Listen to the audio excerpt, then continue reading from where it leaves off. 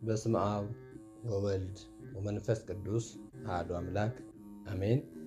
ሕማማት ክፍል 11 ኢየሱስም ዘወር ብሎ ተመለከተው። ጴጥሮስ ጌታውን ሦስተኛ በካደበት ጊዜ ጌታችን ከሸንጎ ታስሮ ወደሚያድርበት ምድር ቤት እየተወሰደ ነበረ። ጴጥሮስ ሰውየውን አላውቀውም እያለ ሲምልና ሲገዘት ያን ጊዜ ዶሮ ጮኸ። ጌታውም ዘወር ብሎ ጴጥሮስን ተመለከተው። ጴጥሮስም ዛሬ ዶሮ ሳይጮህ 3 ጊዜ ትከደኛለህ እንዳለው የጌታ ቃል ትዝ አለው። ጴጥሮስም ወደ ውጭ ወጥቶ ምርር ብሎ አለቀሰ። ሉቃስ 22 ቁጥር 60-62። የዋሁ ጴጥሮስ በሎሌዎቹ ተከቦ ሰውየውን አላውቀውም እያለ በሚያስረዳበት ሰዓት መምህሩ ክርስቶስ ዘወር ብሎ ተመለከተው። ጴጥሮስ 3 ጊዜ አላውቀውም ብሎ የካደው ጌታ እኔ ግን አውቅሃለሁ ሲል ዘወር ብሎ ተመለከተው። ክርስቶስ እንደታሰረ በዓይኖቹ ተመለከተው። ጴጥሮስ ሆይ አታውቀኝምን? በገሊላ ባሕር ዓሣ ስታጠምድ የጠራሁህ፣ በባሕር ላይ እንድትራመድ ያደረግሁህ፣ ከዓሣው ሆድ ውስጥ ገንዘብ አውጥተህ ለእኔና ለአንተ ግብር ክፈል ያልኩህ፣ ከሰዓታት በፊት እግርህን ያጠብሁህ እኔን አታውቀኝምን? የሚሉ ዓይኖች ጴጥሮስን ተመለከቱትኝ። ጴጥሮስ በካደበት በዚያች ቅስፈት የጌታውን ዓይኑን ሲመለከት ምን ተሰምቶት ይሆን? እስከ ልብ ድረስ ዘልቀው የሚያዩት አምላካዊ ዓይኖች ለዚህ ሐዋርያ ምን መልእክትን ተናግረው ይሆን? ይህን ሐዋርያ አግኝቶ ማን ጠይቆ በነገረን? እሱ ያየውን ጌታ 3 ጊዜ አልፈን ከ3000 ጊዜ በላይ በኃጢአታችን ለካርነው ለእኛ ማን ጠይቆ በነገረን? እንደ ጴጥሮስ ስንከዳው ዘውትር የሚያይን ጌታ ማየት የተሳነን ለእኛ የጌታን ዓይኑን መልእክት ማን ጠይቆ በነገረን? ጴጥሮስ የጌታን ዓይን ባየበት ቅስፈት ልቡ ድረስ የሚወጋው በሐዘን የሚያቃጥለው ጸጸት ተሰማው። የጌታ ዓይኖች በቁጣ የተሞሉ አልነበሩም። ጴጥሮስ ግን በጸጸት ጦር ልቡን የሚወጉት ሆኑ። ቀድሞ ያልሰማው የዶሮ ጩኸት አሁን ዘልቆ ተሰማው። ሌሎች ቢክዱህ እኔ አልክድህም ብሎ ተናግሮ 3 ጊዜ መካዱን አሰበ። ከሁሉ ይልቅ ስወድህ ከሁሉ ቀድሜ እክደው ብሎ ተንገበገበ። ስለዚህ ለክህደት ከዳረገው እሳት ከሚሞቅበት ግቢ በሕሊናው ዓይን የጌታችንን ዓይኖች በሕሊናው ጆሮ የዶሮውን ጩኸት እየሰማ ወጣ። ከአጥር ውጭ ወጥቶም ምርር ብሎ አለቀሰ። ጴጥሮስ ጌታ ሆይ ይቅር በለኝ፣ በድንገት ፈርቼ ነው የካድሁህ፣ ሎሌዎች ሲያዋክቡኝ ነው እያለ ይቅርታውን አልጠየቀም። አለቀሰ እንጂ ይቅርታን አልለመንም። ምክንያቱም የእንባ ዘለላዎች ይቅርታን ያገኛሉ እንጂ ይቅርታን አይለምንም እንዳለ ሊቁ አምብሮስ። ስለዚህ የዋሁ ጴጥሮስ ቃል ሳይተነፍስ በጨለማ ውስጥ ብቻውን ምርር ብሎ አለቀሰ። ጌታ አይቶታልና ስለ በደሉ ምርር ብሎ አለቀሰ። ጌታችን ሆይ ወደ እኛም ተመልከት፣ ስለ ኃጢአታችንም እንድናለቅስ አድርገን ይላል ቅዱስ ሊቁ አክሎ። እንባ በእርግጥም ኃይል አለው። የሰው ልጅ ኃያሉን እግዚአብሔር የሚያሸንፈው በእንባ ነው። እግዚአብሔር የሚያለቅሱ ዓይኖች ላይ አይጨክንም። በፍጹም ጸጸት የምታለቅስን ነፍስ አይቶ እግዚአብሔር አውካኛለችና ዓይኖችሽን ከእኔ መልሺ ይላል መኃልየ ዘሰሎሞን ምዕራፍ 6 ቁጥር 5 ላይ። ስለዚህ እንዲህ አይነቱን እንባ ለማፍሰስ በጌታችን ዓይን መታየት ይፈልጋል። ጴጥሮስ በእንባ ውሃ ክህደቱን አጠበው። ይህንን እንባ እንዲሰጠን በአባቶቻችንና በእናቶቻችን እንባ በራሰው የቤተ ክርስቲያን ቅጽር ውስጥ ተሰብስበን ወደ ጴጥሮስ አምላክ እንዲህ እያልን ዘወትር በጸሎታችን እንጮኻለን። አቤቱ በደሌንና ነውሬን የሚያጠብ እንባ ስጠኝ። አቤቱ አንተን የሚያገለግል እንባ ስጠኝ። አቤቱ የሚያቃጥል እንባን ስጠኝ። አቤቱ ከዓይኔ ፈሶ የአካሌን እድፍ የሚያጥብልኝን እንባ ስጠኝ። የተጸጸቱ ሰዎች በእንባ የምትቀበል ጌታ ሆይ አንተ የተቀበልከውን ጽኑ ለቅሶ እንዳልቅስ እንደ ጴጥሮስ ያለ እንባን ስጠኝ። አቤቱ እንደ ባሕር የምትፈስን እንባ እጠበኝ፣ የማያቋርጥ የእንባ ጎርፍ አፍስስልኝ። ውዳሴ አምላክ ዘእሁድ። ለንስሐ የሚቀሰቅስ ዶሮ። ጴጥሮስን ለታላቅ ንስሐ የቀሰቀሰው የዶሮ ጩኸት ነበረ። የቤተ ክርስቲያን ታሪክ ጸሐፊዎች እንደሚነግሩን ቅዱስ ጴጥሮስ በሕይወት ዘመኑ ሁሉ የዶሮ ጩኸት ሲሰማ ያለቅስ ነበረ። የዶሮ ጩኸት ሲሰማ ጌታውን የካደበት ምሽትና ዘወር ብለው ያዩት የክርስቶስ ዓይኖች በሕሊናው እየተመላለሱበት ጴጥሮስ ያለቅስ ነበር። አስቀድመን እንዳየነው ዶሮው የጮኸው 2 ጊዜ ሲሆን ጴጥሮስ የሰማው የኋላኛውን ጩኸት ነው። የኋላኛው ጩኸት የተለመደው የዶሮ ጩኸት ሰዓት ሲሆን የመጀመሪያው ጩኸት ግን በፈጣሪ ትእዛዝ የሆነ ጴጥሮስን ከክፉ መንገድ ለመመለስ የበለዓምን አህያ ያናገረ አምላክ ያቀረበለት ማንቂያ ነበረ። እናም የማይናገረው እንስሳ ስለ ሥራው ይዘልፈው ዘንድ ነቅቶ ጮኸ። የዶሮ ጩኸት ጴጥሮስን ለንስሐ በቃው የሚለው ታሪክ ከዶሮ ጩኸት አልፎ እልፍ ሰባኪያን ንስሐ ግቡ እያሉ ሲጮኹ እየሰማን ምንም ለማይመስልን ለእኛ ለልበ ደንዳኖቹ መልእክቱ ምን ይሆን? የዶሮዎቹን ጩኸት ሰምቶ በመመለስ ፋንታ የዶሮዎቹን የአጯጯው ስልት እያወዳደርን ሰባኪያን ለምናማረጥ ለእኛ መልእክቱ በርግጥ ምን ይሆን? በርግጥ የዶሮውም ዕድል የሚያስቀና ነው። አንድ ጊዜ ጮሆ የወደቀውን ጴጥሮስ እንዲነሳ መቀስቀስ መቻሉ የታደለ ሰባኪ ያደርገዋል። ብዙ ጊዜ ስንጮህ ውለን አንድ ሰው ለንስሐ ማብቃት ላልቻልን ሰባኪያን ይህ ዶሮ ምንኛ የሚያስቀና ነው። ለነገሩ በልማዱ ዶሮ ጮሆ ሌሎቹን ከማስነሳቱ በፊት እሱ ተነስቶ ክንፉን እያርገበገበ ከፍ ከፍ ይላል። እኛ ግን ራሳችንን በኃጢአት ተኝተን ሌላውን ለንስሐ ለመቀስቀስ የምንሞክር እንቅልፋም ዶሮዎች ስለሆንን በጩኸታችን የረበሽነው እንጂ የቀሰቀስነው ሰው የለም። ኦርቶዶክሳውያን ሊቃውንት ጴጥሮስን የቀሰቀሰውን ዶሮ በመንፈሳዊ ዓይናቸው ተመልክተው አራቀው አስተምረውበታል። ከዚህ ዶሮ ጋር የተያያዘ የተአምራት ታሪኮችም እንደተፈጸሙ የሚያስረዱ መጻሕፍትና በዚህ ዶሮ ዙሪያ የሚሽከረከሩ ቅኔዎች፣ ትምህርቶችና ተግሳጻትም በቤተ ክርስቲያናችን ሞልተዋል። ቅዱስ አውግስጢኖስ የጴጥሮስን 3 ጊዜ መካድ በጌታ ላይ በየዘመናቱ የሚነሱ 3 ክህደቶች ምሳሌ አድርጎ ያስተማረ ሲሆን 3ቱ ክህደቶችም በጌታችን በሰውነቱ በትእስብቱ ላይ በአምላክነቱ በመለኮቱ ላይ እና በሁለቱም በተዋህዶው ላይ የሚነሱ ጥርጣሬዎች መሆናቸውን አብራርቷል። ጴጥሮስን ያስካዱትን ሰዎች ማንነትም ሊቃውንቱ በሌላ መነጽር አስተውለውታል። ጴጥሮስን መጀመሪያ ያስካደችው አይሁዳዊት ገረድ ስትሆን ሁለተኛው ደግሞ ሌላዋን ሴት ተከትለውም ቢሆን ሮማውያን ወታደሮች ናቸው። ለሦስተኛ ጊዜ ያስካዱት ግን ለ1 ሰዓት ያህል አምኗቸው እንደ ወዳጅ ያያቸው ከአጠገባቸው የተቀመጣቸው ሰዎች ናቸው። የቤተ ክርስቲያን ታሪክን ብንመረምርም ቤተ ክርስቲያን የፈተኗት 3 ወገኖች ናቸው። የመጀመሪያዎቹ ፈተናዎቿ አይሁድ ነበሩ።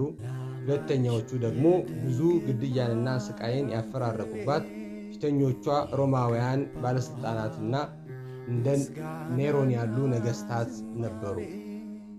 ከእነዚህ ሁሉ አረፉ ብላ ተረጋግታ ስትቀመጥ ደግሞ አብረዋት የኖሩት የውስጥ ጠላቶቿ ወዳጅ መስለው ጠላት የሚሆኑ መናፍቃን ተነስተው ፈተና ሆነውባታል።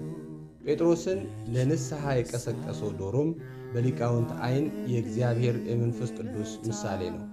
በእርግጥም እግዚአብሔር በመጽሐፍ ቅዱስ ራሱን በዶሮ፣ በወፍ፣ በንስር እየመሰለ ይናገራል። ኢየሩሳሌም ኢየሩሳሌም ሆይ ዶሮ ጫጩቶቿን በክንፎቿ ከታች እንደምትሰበስብ ልጆችሽን እሰበስብ ዘንድ ስንት ጊዜ ወደድሁ አልወደዳችሁም ብሎ ራሱን በዶሮ እኛን በጫጩት መስሎ ተናግሯል። የማቴዎስ ወንጌል ምዕራፍ 23 ቁጥር 37። ሊቁ አለቃ ኪዳነ ወልድም እግዚአብሔር እንደ አባትም እንደ አያትም ነው፣ ዶሮ ለጫጩት እናትም አያትም ናት። እግዚአብሔርም እንደ ዶሮ እንቁላል መሬትን ፈጠረ፣ እንደ ጫጩት ደግሞ ከመሬት እኛን አስገኘ ብለው አስተውለውታል።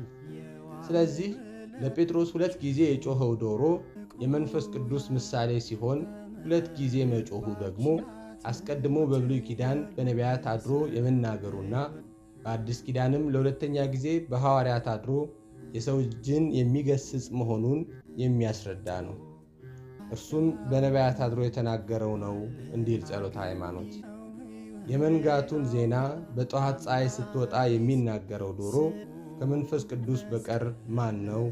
ድምፁም ጩኸት በነቢያትና በሐዋርያት አድሮ በመናገሩ ምክንያት ከሦስቱ ውድቀቶቻችን እንነሳለን።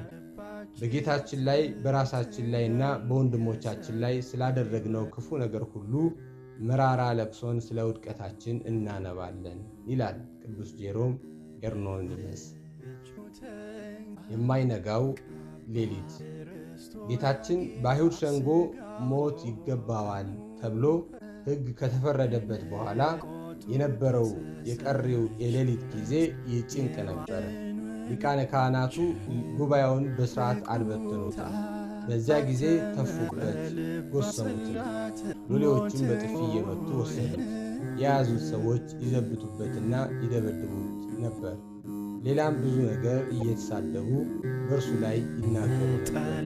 ሌሎቹም በጥፊ መትተው ክርስቶስ ሆይ በጥፊ የመታ ማን ነው? ትንቢት ተናገርልን አሉት። ወንጌላቱ ይህንን ይመስላል። ምራቅ መጥፋት በአይሁድ ባህል ትልቅ መዋረድ ነው። አንዲት ሴት ላይ አባቷ ምራቁን ቢተፋባት እንኳን ለ7 ቀን ታፍና ከሰው ትለይ ነበር። የወንድሙን ቤተሰብ ዋርሳ ሆኖ ማስተዳደር ያልቻለን ሰው ለማዋረድም ሴቲቱ እንድትተፋበት ይደረግ ነበር። የድንግል ማርያም ፍሬ በአይሁድ ዘንድ ብቻ ሳይሆን በእኛም ዘንድ ምስጋናና ዝማሬ ስለ ፍቅሩ ስላረገልን ሁሉ ተቀኙለት ፍጥረታት በሉ። መች ረሳን የዋለልን ውለታ ቸርነቱ እጹብ ፍቅሩ የጌታ የታተመው ልባችን ጽላት ሞትን ገሎ የሰጠን ሕይወት በመድኃኔዓለም ክርስቶስ ላይ ተራ በተራ ምራቃቸውን እየከፉ የጥላቻቸውንና የንቀታቸውን ጥግ አሳዩት። ለመስማት የሚያስጨንቀው በዚህ የጨለማ ሸንጎ ምራቅ ሲተፋበት ያመሸው ጌታ ምራቁን በእጁ ላይ እንኳ እንትፍ ብሎ የዲዳውን ሰው ምላስ በመዳሰስ አንደበቱን የከፈተለት ጌታ መሆኑ ነው። ማርቆስ ወንጌል ምዕራፍ 7 ቁጥር 33። እርሱ ዕውር ሆኖ የተወለደን ሰው በቅዱስ ምራቁ ጭቃን ለውሶ በግንባሩ ላይ ዓይን ሰርቶ ወደ ሰሊሆም መጠመቂያ ሄደ ተጠመቅ ብሎ ዓይኑን አብርቶለት ነበረ። አይሁድ ግን በምራቁ ዓይንን የሚሰጥን ጌታ በዓይኑ ላይ ርኩስ ምራቃቸውን ተፉበት። ጌታችን የዕውሩን ዓይን በምራቁ ባበራበት ዕለት እንኳ በመሬት ላይ አጎንብሶ እንትፍ አለ እንጂ ላድነው ነው ብሎ በዕውሩ ፊት ላይ አልተፋበትም። ቅዱስ ኤፍሬም እንዲህ ይላል፣ ለእኛ ፊት ክብርን የሰጠ እንደ አንተ ያለ ማን ነው? የዕውሩን ዓይን ስታበራ እንኳን አርአያችንን አክብረህ ወደ መሬት ተፋህ እንጂ በፊቱ ላይ አልተፋህበትም። ጌታ ሆይ በእኔ ላይ ግን በፊቴ ላይ እንትፍ በልብኝ፣ በገዛ ፈቃዴ የዘጋሁትን ዓይኔን ክፈትልኝ። ቅዱስ ያሬድ ወታገሰ ምራቀ ርኩሰ እንዘ አልቦ ዘአበሰ፣ ምንም የበደለው ሳይኖር እርኩስ ምራቅን ታገሰ እንዳለው በጌታችን ላይ ያ ሁሉ ምራቅ የተተፋበት አንድም ጥፋት ሳይኖርበት መሆኑ የትዕግሥቱን መጠን ያሳየናል። ጀርባዬን ለገራፊዎች ጉንጬንም ለጠጉረ ነጮች ሰጠው፣ ፊቴንም ከውርደትና ከጥፋት አልመለስኩም ተብሎ እንደተነገረለት ጌታችን ያ ሁሉ ምራቅ ሲተፋበት አንድ ጊዜስ እንኳ ፊቱን አላሸሸም። ትንቢተ ኢሳይያስ ምዕራፍ 50 ቁጥር 6። በዚያች ምሽት ምራቅ በምትተፋበት ብቻ ሳይሆን ጌታችንን ደጋግመው በጥፊ መቱት፣ ጎሰሙት። ቅዱስ ሉቃስ እንደጻፈው ሌላም ብዙ ነገር እየተሳደቡ በእርሱ ላይ ይናገሩ ነበር። እነዚህ ሎሌዎች የሚኖሩት በሊቀ ካህናቱ ግቢ ቢሆንም በቤተ ክህነት ግቢ ውስጥ መኖራቸውን የሥነ ምግባር ብልሹነታቸውን አላረመውም።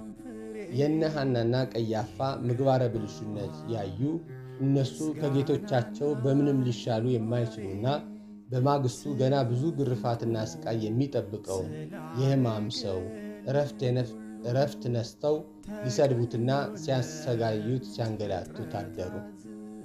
ጌታችን ያደረው በቀያፋ ግቢ ምድር ቤት በሚገኘው እስር ቤት ሲሆን እጆቹን ወደ ላይ አስረው ብዙ ድብደባን አደረሱበት። ዓይኖቹና አፍንጫው የደም ምንጭ ሆኑ።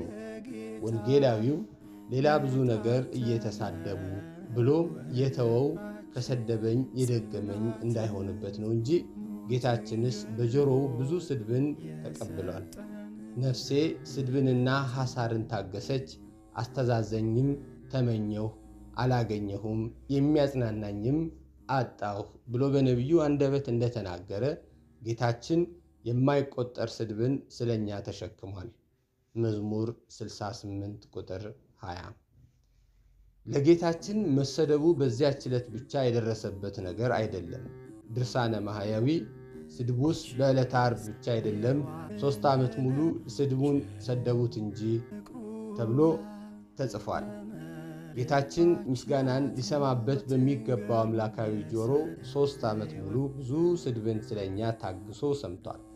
አምላክ እንደመሆኑ በፊቱ የተሳደቡትን ብቻ ሳይሆን በሌላ ቦታ ሆነው የሚሳደቡትንም ስድቦች እየሰማ ታግሷል። ጌታችን በአይሁድ አንደበት የሚነገሩ የንግግር ሕማማትን ምን ያህል ተቀበለ? የአናጢ ልጅ የሚሉበት ጊዜ አለ። እብድ የሚሉበት ጊዜም አለ። ጋኔን ይዞታል የሚሉበት ጊዜም ነበር።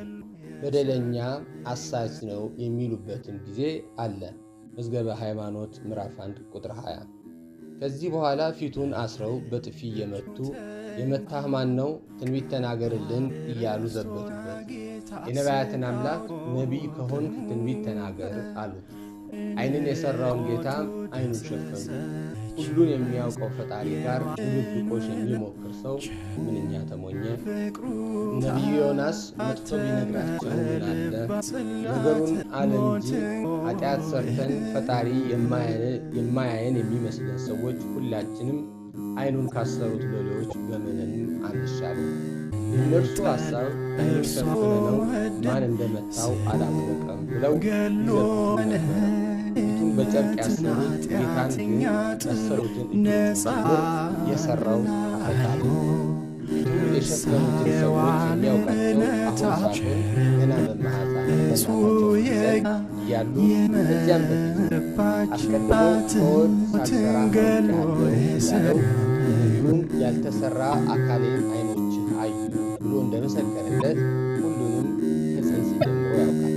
ላማች የድንግል ማርያም ፍሬ ይገባል ምስጋናና ዝማሬ ስለ ፍቅሩ ስላረገልን ሁሉ ተቀኙለት ፍጥረታት ሁሉ። መች ረሳን የዋለልን ውለታ ቸርነቱ ንጹሕ ፍቅሩ የጌታ የታተመው ልባችን ጽላት ሞትን ገሎ የሰጠን ደስታ ላይ ክጄዋለሁ ብሎ ተስፋ ቆርጦ ከደቀ መዛሙርቱ እንዳይለይ ጴጥሮስን በስም ጠቅሶ ጠርቶታል። የማርቆስ ወንጌል ምዕራፍ 16 ቁጥር 7።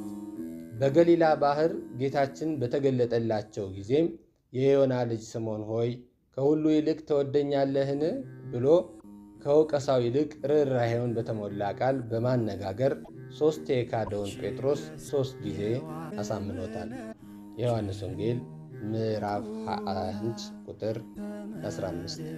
ልቡ በጸጸት የተሰበረው ጴጥሮስም እንኳን እንደ በፊቱ ከወንድሞቼ እበልጣለሁ ሊል ቀርቶ ጌታ ሆይ እወድሃለሁ ለማለት እንኳ ድፍረት አጥቶ እንደምወድህ አንተ ታውቃለህ ብሏል። ቅዱስ ጴጥሮስ በንስሐ ከተመለሰ በኋላ ከሁሉ ይልቅ እኔ ማለቱን ትቶ እርስ በርሳችሁ እየተዋረዳችሁ ትሕትናን እንደ ልብስ ታጠቁ የሚል የትሕትና መምህር ሆነ። ሁለተኛ ጴጥሮስ ምዕራፍ 5 ቁጥር 5። በአንዲት አይሁዳዊት ገረድ ፊት ፈርቶ ስለ ካደው ጌታው በብዙ ሕዝብ ፊት መስክሮ በአንድ ቀን 3000 ሰዎችን ክርስቲያን አደረገ። የሐዋርያት ሥራ ምዕራፍ 2 ቁጥር 14። ጌታችን ከወደቀበት ጭቃ ላይ አንስቶ እንደ ዕንቁ ወልውሎ አክብሮ በበጎቹ ላይ የሾመው ጴጥሮስ እስከ ሽምግልናው ድረስ ያለመታከት አደራውን በመወጣት ሐሙስ ምሽት ለበደለው በደል ብዙ ትጋት ካሰ። ንጉሥ ዳዊት ከፊትህ አትጣለኝ፣ ቅዱስ መንፈስህን ከእኔ ላይ አትውሰድብኝ ብሎ በጸጸት ከጸለየው በኋላ ለሕግ ተላላፊዎች መንገድህን አስተምራለሁ፣ ኃጢአተኞችም ወደ አንተ ይመለሳሉ እንዳለ ጴጥሮስም ከንስሐው በኋላ ወንድሞችህን አጽና የተባለውን አደራ ያለመታከት ጠብቆ ብዙ ኃጢአተኞችን ወደ እግዚአብሔር መለሰ። ቅዱስ ጴጥሮስ የአገልግሎቱን ፍጻሜ ያደረገው በሮማ አደባባይ በሮማውያን ወታደሮች ተከቦ ነበር። ጌታችን እውነት እውነት እልሃለሁ አንተ ጎልማሳ ሳለህ ወገብህን በገዛ ራስህ ታጥቀህ ወደምትወደው ትሄድ ነበር። ነገር ግን በሸመገልክ ጊዜ እጆችህን ትዘረጋለህ፣ ሌላውም ያስታጥቃል፣ ወደማትወደውም ይወስድሃል ብሎ ነግሮት ነበረ። የዮሐንስ ወንጌል ምዕራፍ 21 ቁጥር 18። ስለዚህ የቄሳር ወታደሮች ሽማግሌውን ጴጥሮስ እጆቹን አዘረጉት፣ ሰንሰለትን አስታጥቀው እየጎተቱ ወደ ሮማ አደባባይ ወሰዱት። በዚያች ቀን ጴጥሮስ የሮምን ወታደሮች አልፈራም። እሳት ለመሞቅ ወደ ማንም አልተጠጋም። ሐሙስ ማታ ያየውን የጌታውን ፊት ወደ ሰማዕትነት ሲመጣም ያየውን የጌታውን ፊት በዓይነ ሕሊናው እያየ ጌታዬ ሆይ ዛሬስ አልክድህም ብሎ ተነሳ።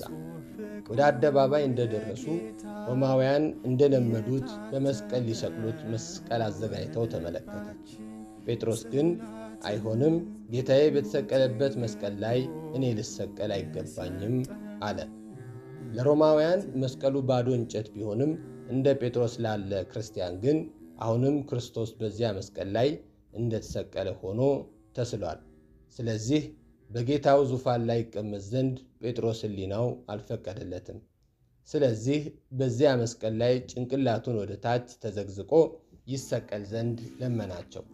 እነርሱም የፈቃዱን አደረጉለት።